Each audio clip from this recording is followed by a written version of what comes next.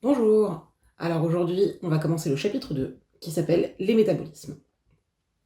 Quand on parle de métabolisme, souvent on a tendance à penser qu'on va décrire la consommation de sucre dans le corps. Est-ce que mon métabolisme est lent? Est-ce que mon métabolisme est rapide? Est-ce que je vais maigrir vite? Est-ce que je vais maigrir lentement?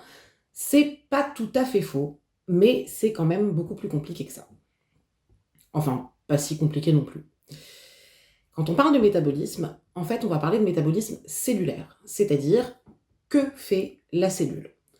Dans le premier chapitre, on a vu qu'une cellule, c'est une membrane qui la délimite, le cytoplasme, et à l'intérieur, des organites. Chaque organite a un rôle. Les organites qui vont nous intéresser aujourd'hui, ce sont les organites du métabolisme.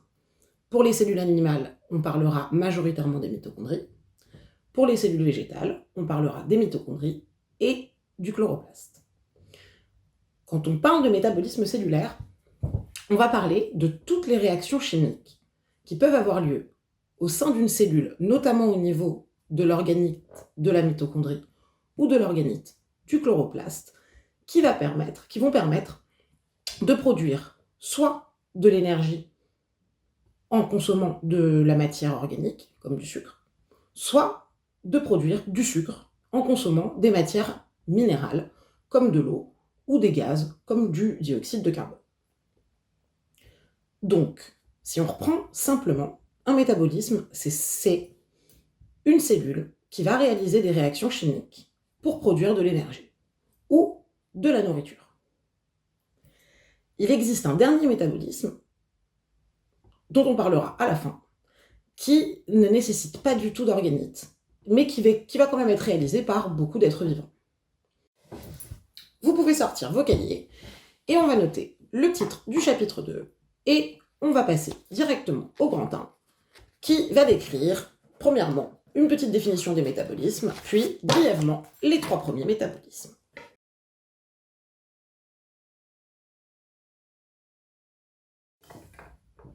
En dessous du grand 1, vous notez 1 en rouge.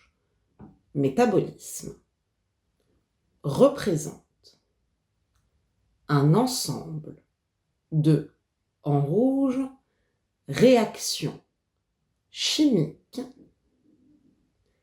réalisées par une cellule pour produire de, en rouge, l'énergie ou de, en rouge, la matière organique sous forme de sucre appelé en rouge glucose. Point. Ça, c'est une définition globale de n'importe quel métabolisme. Produire de l'énergie ou produire du sucre. La majorité des êtres vivants vont réaliser le premier métabolisme dont on va discuter maintenant, qui est la respiration cellulaire. Quand on utilise le mot respiration, généralement on l'utilise assez mal. On utilise le principe de ventilation pour parler de respiration. Quand vous me dites « je respire », pour vous, ça signifie « j'inspire de l'air, j'expire de l'air ». J'inspire du dioxygène, j'expire du dioxyde de carbone. Mais, pour inspirer et expirer, je n'ai simplement besoin que de ventiler. Je gonfle mes poumons, je dégonfle mes poumons. Pourquoi on a besoin de dioxygène? Pourquoi on rejette du dioxyde de carbone? C'est justement parce que les cellules vont consommer le dioxygène d'une part, produire le dioxyde de carbone d'autre part. Quand on parle de consommation de dioxygène, ça veut dire que ce dioxygène va être soumis à une réaction chimique. Mais il n'est pas seul. La cellule, en plus du dioxygène, va aussi avoir besoin de sucre. Quand je parle de sucre, je parle notamment d'une molécule particulière qu'on appelle le glucose, composé d'atomes de carbone, d'atomes d'hydrogène et d'atomes d'oxygène. Cette molécule, c'est le carburant des cellules. Pourquoi elles ont besoin de sucre? Pour produire de l'énergie. Les cellules ont besoin d'énergie pour produire des protéines qui vont participer au fonctionnement de la cellule, comme on l'avait vu par exemple avec les fibroblastes de la peau, qui vont produire du collagène, eh bien, il faut bien de l'énergie pour produire ce collagène. Il faut aussi de l'énergie pour que le collagène sorte de la cellule par l'appareil de Golgi.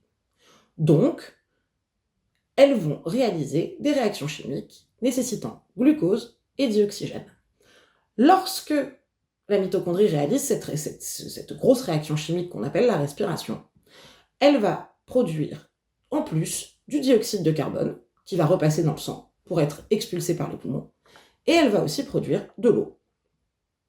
L'énergie qui résulte de toutes ces réactions chimiques va pouvoir permettre à la cellule de réaliser ses fonctions. Si on prend par exemple une cellule musculaire, la fonction principale d'une cellule musculaire, c'est de se contracter. Se contracter, ça veut dire bouger. Ça nécessite beaucoup d'énergie pour une si petite cellule. Donc, il faut bien un mécanisme de production. Donc, en dessous de la définition des métabolismes, vous notez. Il existe 3 grands métabolismes réalisés par les êtres vivants. Point. Le premier métabolisme est réalisé par la quasi-totalité des êtres vivants. C'est, en rouge, la respiration cellulaire. Point. À la ligne, vous mettez un petit point rouge, vous notez en rouge respiration cellulaire, 2 points, on va définir. La respiration cellulaire nécessite un organite particulier. 2 points. En rouge, la mitochondrie. Point. Celle-ci consomme du dioxygène issu de l'air et du glucose issu de la nourriture pour produire du dioxyde de carbone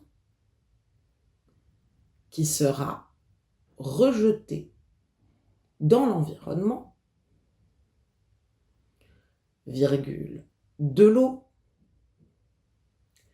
et une grande quantité d'énergie sous forme de, en rouge, grand A, grand T, grand P.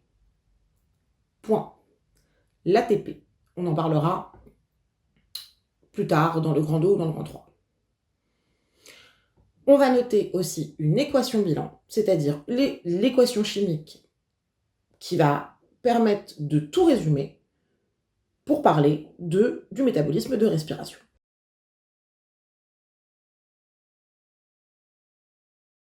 Le deuxième métabolisme dont on va parler, vous le connaissez déjà, vous l'avez vu en 3e, c'est celui de la photosynthèse.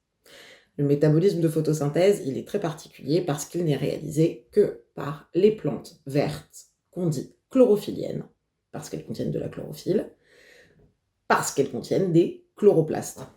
Tout est dans le mot. Chloroplastes, chlorophylle, chlorophyllien. Ces plantes vertes, comme on l'a déjà dit, elles sont fixées entre 2 petites interfaces, le sol et l'air. Elles ne peuvent pas bouger, elles ne peuvent pas se nourrir, en tout cas pas comme nous. Elles vont donc devoir se débrouiller et créer leur propre nourriture. Pour ça, elles vont réaliser le métabolisme de photosynthèse. Au sein du chloroplaste, du coup, ça c'est l'organite.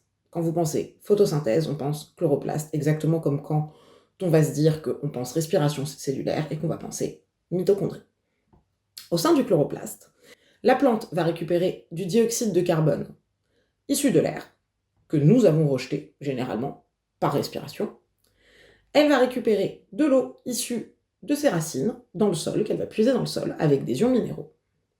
Grâce à la lumière du soleil, le chloroplaste va réussir à réaliser des réactions chimiques Et elle va transformer le tout, donc CO2 et eau, en glucose, donc en sucre, en nourriture, disponible pour la cellule, pour vivre. Et à votre avis, si jamais elle produit du glucose, c'est pourquoi? Eh ben, très logique, ça va être aussi pour pouvoir faire la respiration cellulaire, pour pouvoir faire, pour que leurs cellules puissent faire toutes les fonctions dont elles ont besoin pour vivre. Donc elles vont produire du glucose qu'elles vont pouvoir envoyer dans toute la plante, parce que si on regarde bien, au sein d'une plante, les zones qui sont vertes, ce sont les feuilles, donc ce sont ces zones-là, ce sont les cellules de ces zones-là qui vont réaliser la photosynthèse, et ça va être envoyé dans toute la plante pour pouvoir nourrir toute la plante. Et en plus de ça, la plante, elle nous produit, au cours de la photosynthèse, du dioxygène. Et ça, c'est bien pratique, parce que ce sont du coup les seuls organismes qui vont réussir à produire le dioxygène dont on a besoin, nous, pour respirer. Et dont d'ailleurs, elles ont besoin, elles aussi, pour respirer. Si on résume, exactement comme avec la respiration, si vous avez bien écouté, vous allez vous rendre compte que la photosynthèse, c'est l'inverse de la respiration. Ce qui est produit en respiration va être consommé en photosynthèse. Ce qui est consommé en respiration va être produit en photosynthèse. C'est pour ça d'ailleurs que la plante a besoin d'énergie, d'un apport d'énergie pour faire la photosynthèse. D'où le soleil. Enfin, la lumière. On parle souvent du soleil parce que les plantes elles poussent à l'extérieur, mais si vous avez des plantes d'intérieur et qu'il y a assez de lumière, elles vont réaliser la photosynthèse. Elles se serviront de la lumière comme énergie. En dessous, donc, du métabolisme, de l'équation bilan de la respiration, vous allez noter le deuxième métabolisme réalisé par certains êtres vivants est en rouge la photosynthèse. Point. En effet, les êtres vivants en rouge chlorophylliens, donc les plantes vertes, sont capables de produire de la matière organique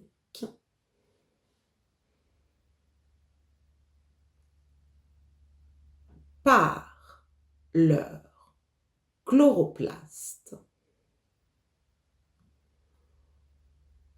pour se nourrir. Point.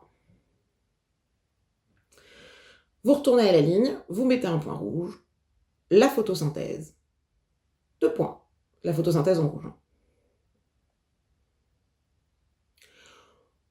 Le chloroplaste consomme du, en rouge, dioxyde de carbone, CO2, issu de l'air, et de l'eau, issue des racines, pour produire, grâce à un apport en rouge de lumière,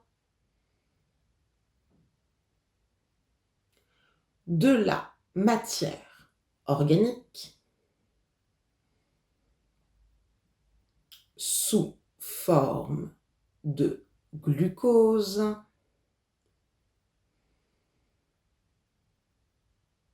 et du dioxygène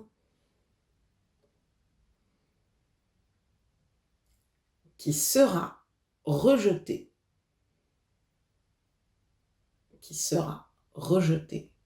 dans l'environnement.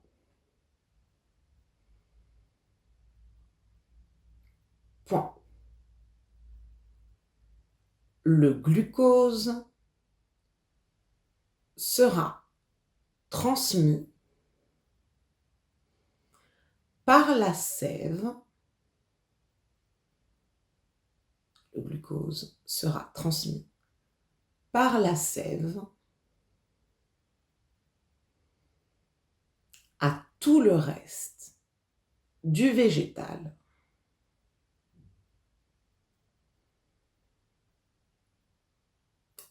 Point.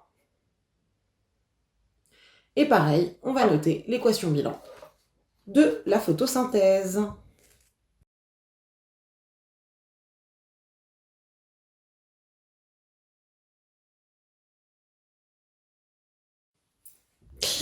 Et le dernier métabolisme qui existe, il existe sous deux formes, et c'est le seul qui ne nécessite aucun organite particulier. La cellule, elle le fait toute seule dans le cytoplasme.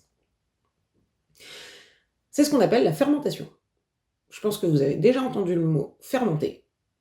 Notamment, ça doit vous parler pour tout ce qui est yaourt, fromage, et pour certains, potentiellement, pour la production d'alcool. La fermentation, c'est le dernier recours d'une cellule pour produire de l'énergie. Elle est limitée en dioxygène. Comme elle n'arrive pas à avoir accès à du dioxygène, et qu'il faut qu'elle puisse avoir de l'énergie, elle va trouver un autre moyen. Deux types de fermentation. On va commencer par la fermentation qu'on réalise nous, et que réalisent certaines bactéries qui nous permettent d'avoir du fromage, ainsi que des yaourts, et qu'on appelle la fermentation lactique.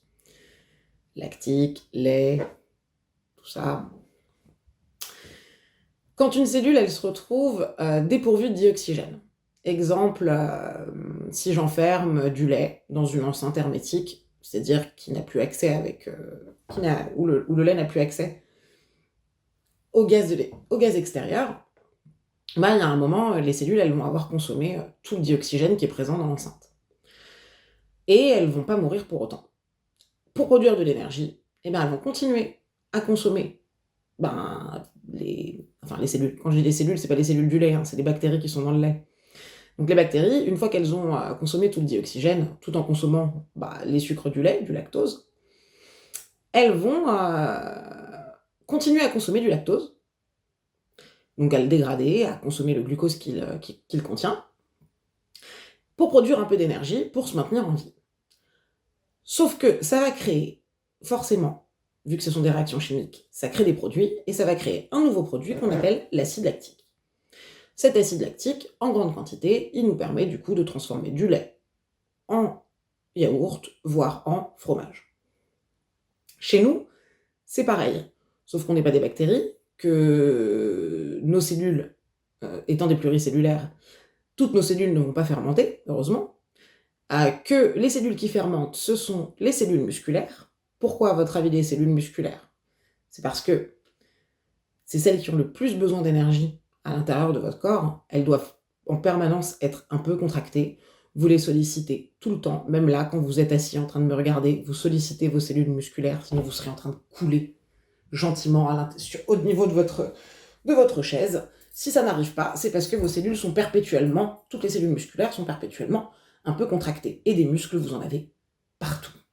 Autour de tous les os, c'est ce qui nous permet de bouger, ce qui nous permet de faire fonctionner le squelette. Enfin, de faire bouger le squelette. Quand vous faites du sport, notamment quand vous faites des sports qui vont vous essouffler rapidement, c'est-à-dire pas des sports d'endurance, pas quand vous faites de la natation ou quand vous courez lentement, mais quand vous faites des sports plus intensifs. Par exemple, certains comprendront tout à fait, soulever de la fonte. Quand on se retrouve à la muscu et qu'on pousse très rapidement et qu'on sollicite ses muscles hyper rapidement, on laisse pas le temps à nos cellules de réaliser la respiration cellulaire. Elles se retrouvent un petit peu en galère, vu qu'elles n'ont pas le temps de faire toutes les réactions chimiques, parce que nous, on a vu l'équation bilan, mais il faut imaginer que ça prend du temps de faire toutes ces réactions chimiques pour aboutir à de l'énergie, pour pouvoir contracter la cellule. Elles n'ont pas le temps. Pour combler ça, elles vont consommer directement du sucre, à produire de l'acide lactique et produire un petit peu d'énergie. Pas autant qu'en respiration, mais suffisamment pour continuer votre exercice intense. Et cet acide lactique, il est produit, il ne va pas disparaître, hein, on en a déjà discuté, hein, les choses, une fois qu'elles apparaissent, il faut bien que... Pas comme s'il allait disparaître complètement, il va stagner entre vos cellules, et ça va vous donner les sensations après de courbatures. C'est pour ça qu'on dit souvent qu'il vaut mieux, qu'il faut s'échauffer, qu'il faut s'étirer, et surtout après une séance de sport, bien s'étirer, bien boire de l'eau. L'idée, c'est d'essayer de passer l'acide lactique, surtout si vous avez forcé vos cellules à fermenter. Quand vous avez fait de l'endurance, quand vous avez fait de la natation, que le sport n'était pas intense, mais qu'il était sur le long terme, généralement, vous n'avez pas trop de courbatures. En revanche, quand le sport a été hyper intense, vous avez des courbatures. Pareil, quand vous reprenez un sport. Ça fait longtemps que vous n'avez pas fait du sport, vos cellules, elles galèrent un petit peu à se relancer pour faire la respiration cellulaire. Du coup, vous allez passer par des phases de fermentation, et après, on a du mal à se lever le lendemain. Donc, nous, comme les bactéries du lait, on fait la fermentation lactique. C'est un métabolisme rapide qui nous permet de capter, de produire de l'énergie facilement, rapidement, mais pas en très grande quantité. C'est pour ça aussi que quand il y a des gens qui veulent maigrir, on leur conseille de faire des sports en fractionné, c'est-à-dire des sports où tu vas faire un peu d'endurance, mais surtout à un moment, tu vas faire un acte, enfin, tu vas réaliser un acte sportif court et très intense.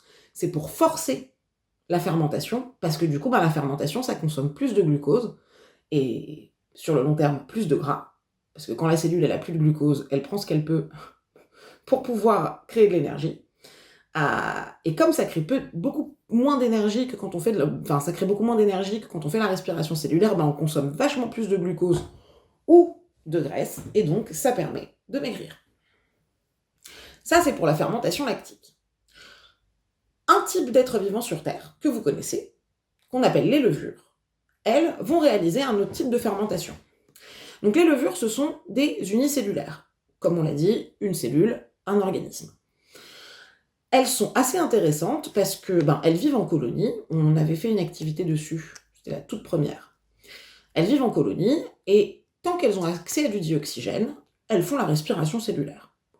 Elles se reproduisent gentiment, ça forme plein de petites boules de levure. J'en parlerai après. Ça forme plein de petites colonies de levure, et elles peuvent se reproduire, et elles vivent leur petite vie tranquille en faisant leur fonction cellulaire. Mais si j'enferme ces levures dans une enceinte hermétique, exactement comme je le disais avec les bactéries du lait, donc si je prends mes petites levures et que je les empêche d'avoir accès à du dioxygène, surtout à du dioxygène, donc à l'air ambiant, elles vont pas mourir pour autant, c'est pareil. Elles vont se retrouver, fort dépourvues, elles pourront plus se reproduire, mais tant qu'il y a de la nourriture dans l'enceinte, tant qu'il y a du glucose, elles vont continuer à vivre. Sauf que, au lieu de produire de l'acide lactique comme nous, elles vont produire de l'éthanol.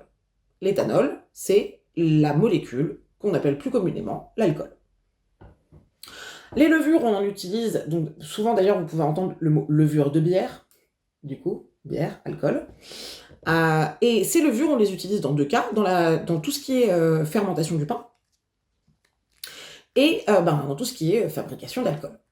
Ce sont les seuls êtres vivants qui réalisent la fermentation alcoolique. Du coup, si on reprend globalement, quand on pense fermentation, on pense métabolisme de secours. Chez nous, ça ne peut pas durer très longtemps. Si jamais vous êtes privé de dioxygène trop longtemps, on meurt. Mais les cellules musculaires, quand elles n'ont pas le temps de faire la respiration, elles fermentent lactiquement, créant les courbatures, créant cet acide lactique pas très agréable. Mais ça marche. Les levures, pareil, quand elles se retrouvent, elles sont quand même plus fortiches que nous, parce que quand elles se retrouvent en absence de dioxygène, tant qu'il y a de la nourriture, ça marche. Moi, si demain je vous empêche de respirer, même si je vous nourris, il va rien se passer, vous allez mourir. Quand je vous empêche de ventiler, si je vous empêche de capter du dioxygène, quoi qu'il advienne, même si je continue à vous gaver, ça va pas fonctionner, parce que on est des pluricellulaires. Et on a dit, c'est plus compliqué que ça. Alors que mes petites levures, à partir du moment où je leur ai arrêté, j'arrête de leur filer du dioxygène, mais je leur laisse du sucre, elles vont continuer à vivre et à produire de l'éthanol. Donc, dernier métabolisme, pas d'organite, ça nécessite aucun organite particulier, juste d'avoir une cellule et du cytoplasme. Et en plus de ça, ça permet de créer un petit peu d'énergie. Ce petit peu d'énergie qui permet à certaines cellules de vivre et à nos cellules musculaires de se contracter. Du coup, en dessous de l'équation bilan de la photosynthèse, vous allez noter à la ligne le troisième métabolisme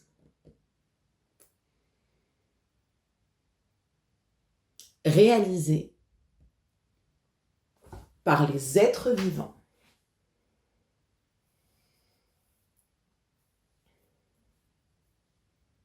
est en rouge la fermentation. Est en rouge la fermentation.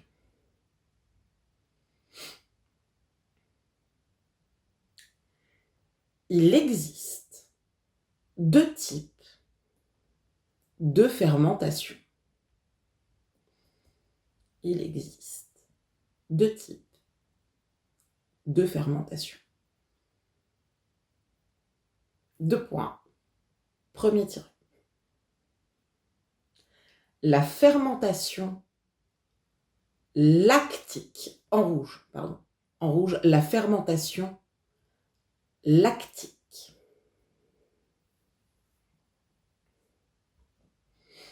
Deux points.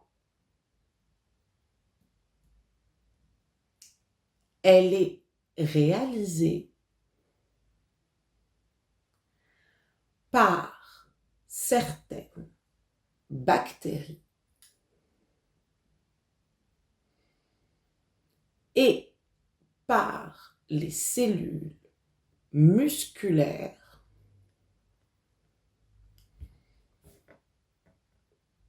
des animaux.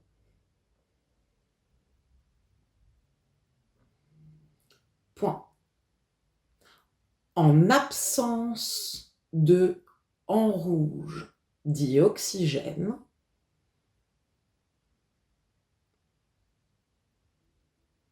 en absence de en rouge dioxygène, la cellule consomme du sucre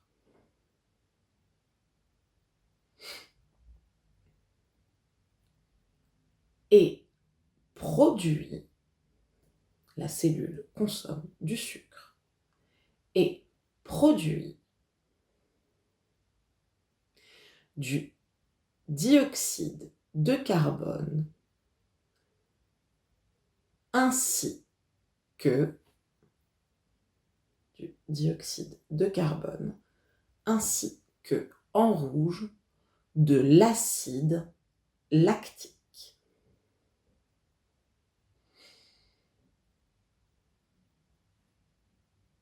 Point. Ce métabolisme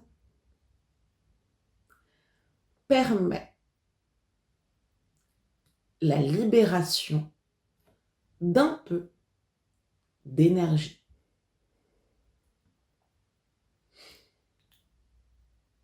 Entre parenthèses, ATP, grand A, grand T, grand P.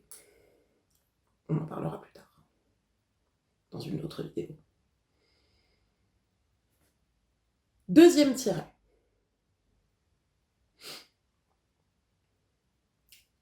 En rouge, la fermentation alcoolique. Oui, c'est vraiment son nom. La fermentation alcoolique. Deux points. Réalisée par les, en rouge, levures, entre parenthèses, unicellulaires, réalisées par, en rouge, les levures, entre parenthèses, unicellulaires.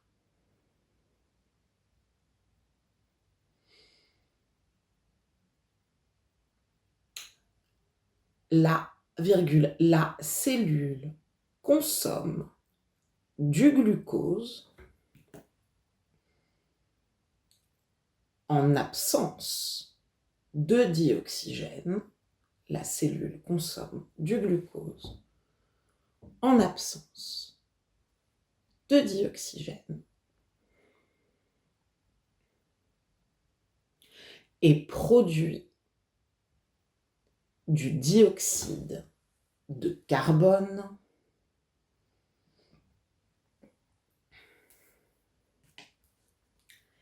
et de l'éthanol, avec un H, E-T-H-A-N-O-L,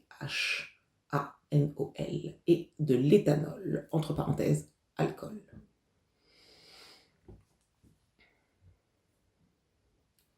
Tout en libérant un peu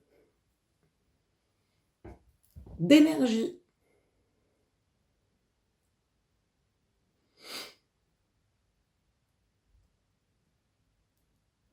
Point. Alors, on ne va pas noter les vraies équations bilan pour la fermentation comme on l'a fait avec la respiration et la photosynthèse, c'est-à-dire avec les molécules. On va juste indiquer ce qu'elles consomment, ce qu'elles produisent. Et on aura terminé. Donc, dernière petite chose à noter, les équations bilan faciles de la fermentation. Et moi, je vous dis bonnes vacances, et on se revoit, enfin vous me revoyez, parce que moi pour le coup je vous revois pas beaucoup, mais vous me revoyez à la rentrée pour faire la fiche de révision de l'examen blanc. Bonne journée!